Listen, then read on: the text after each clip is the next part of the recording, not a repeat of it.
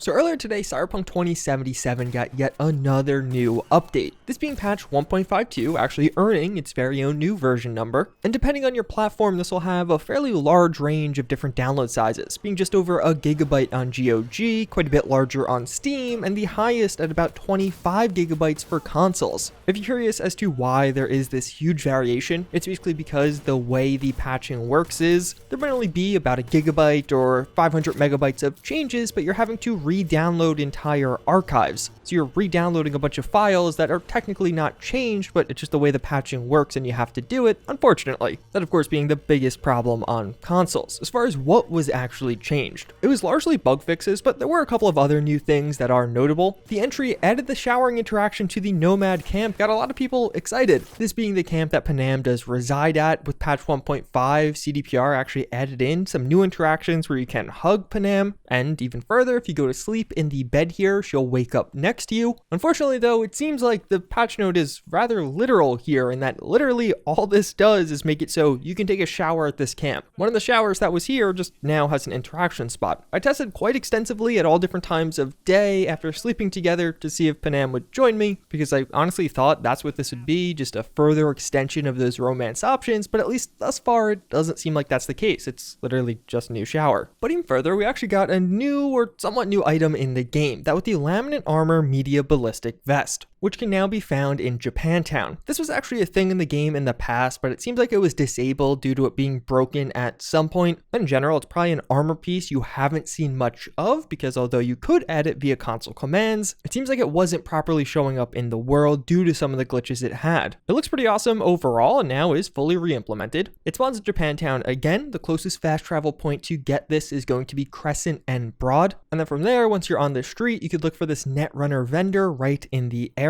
As you approach this, you'll find a little alleyway, and as you proceed down this and actually go up these stairs and up a level here, you'll find this little seating area with NPCs. Look directly to the left of you towards those balconies there, and right on top of that balcony you'll actually be able to find a bag with the new armor in it. The bag actually does have a separate quest item in it. It does seem to always appear legendary, at least based off what I've been reading online and testing it on a few of my own characters. The layout's pretty cool. It has all these screens on it displaying various numbers. You can see Petrochem on the back, and a pretty cool and unique design in general. It is an outer armor piece, and it has a pretty nice aesthetic overall. I could see a lot of people wanting to use this with their character. A quality of life change they implemented is they added a quest tag to fixer rewards when they are first found in the stash. With patch 1.5, if you complete all of the gigs for a fixer, you'll now get a special reward from them. For several of these, they were just items deposited in your stash, and then as you opened your stash, you were overwhelmed with items, and it was very difficult to tell what was actually the new stuff. Now it's easy to tell, because all of these new items do have quest markers on them. After you finish all of the gigs for a fixer, they'll give you a quest to actually get the item. There's no actual content to the quest, it's just going to your stash or going to a place to get a car. One change that's interesting, and as far as I can tell doesn't actually work, is they list how player won't be able to purchase again an apartment makeover they already own anymore. But I think you still can. Like if you look here in my apartment, I'm able to buy an apartment makeover, then buy another apartment makeover, then go back to the first one, and it still lets me purchase it. It still deducts the eddies from my account, and I sat here doing this back and forth for a while, and it didn't really seem like anything was different. So perhaps I'm just misunderstanding the patch notes. Actually doing this caused an incredibly high amount of lag and stuttering. I don't know what happened there. A couple of changes were specific to one platform.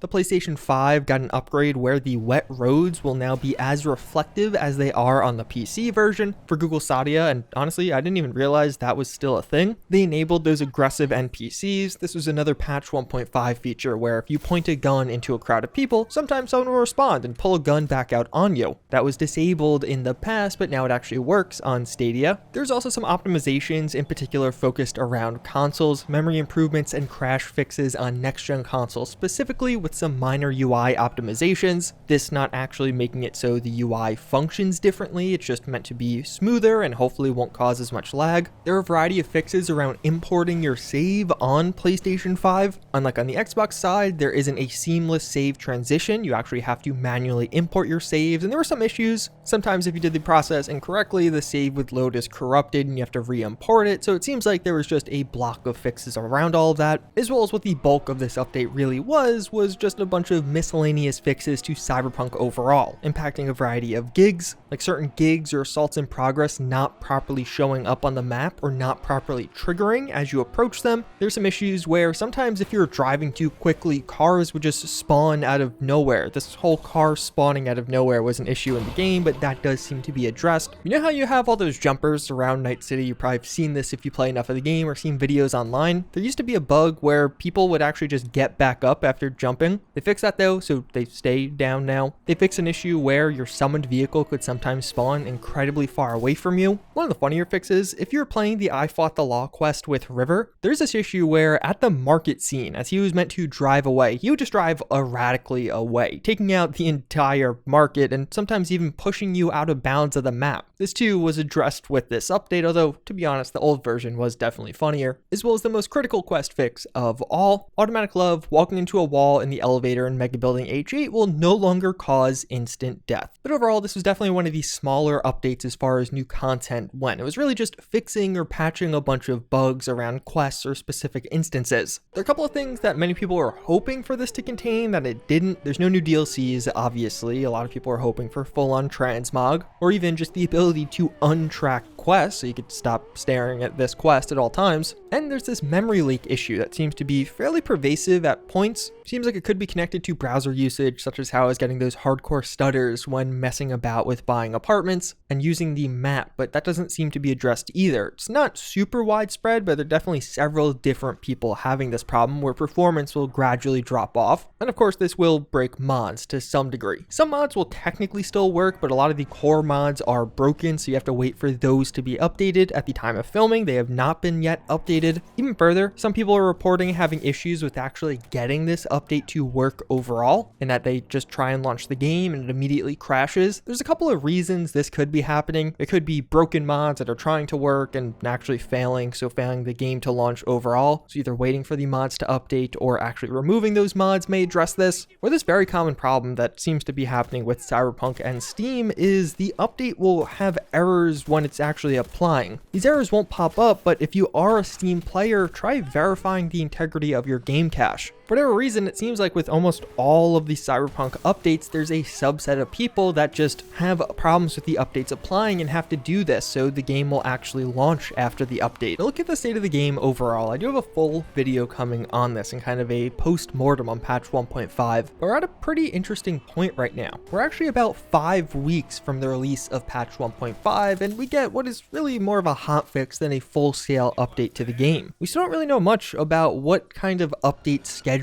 we can expect going forward. Is the next big update, patch 1.6, still 2-3 months away, like the larger gap we saw with patch 1.5 and even patch 1.3? Or perhaps have they been working on that in addition and there's something more substantial, more DLCs and other content coming in just a month or so? We don't really know, and it's definitely an interesting point for Cyberpunk. This update is welcome, but if you are already playing the game or not playing the game, this update won't change much over the long haul. There's not much new content going in, just a couple of fixes that are definitely going to be handy for some people. Either way, we're now getting into the season where E3 is a few months away. Perhaps we'll get some expansion news at that point, whether the expansion is this year or next year. Obviously, we just had the big news around the new Witcher game, as well as the Epic Games partnership with CD Projekt Red yesterday. You could check out my video on that if you're interested. But overall, as always, again, I thank you for watching. I hope you guys enjoyed this one, and I hope to see you all next time. Later.